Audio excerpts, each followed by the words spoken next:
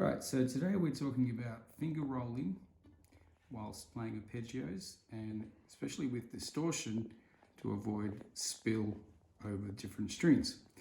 So with the clean tone, even if I don't do the finger roll, it doesn't sound too bad. But if I put distortion on,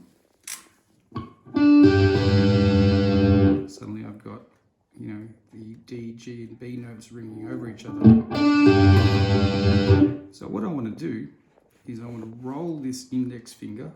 So now I've got pressure on the fourth string, and as you can see down here, the index finger has dampened the third string.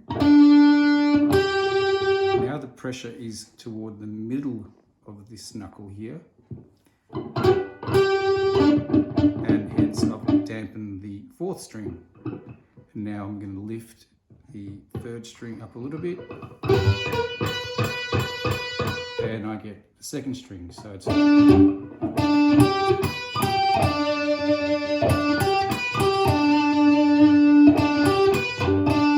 can be done with any finger or multiple fingers. It can be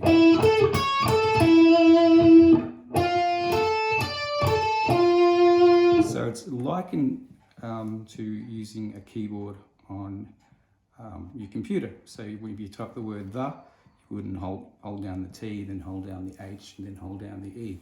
Every button is independent, same as this.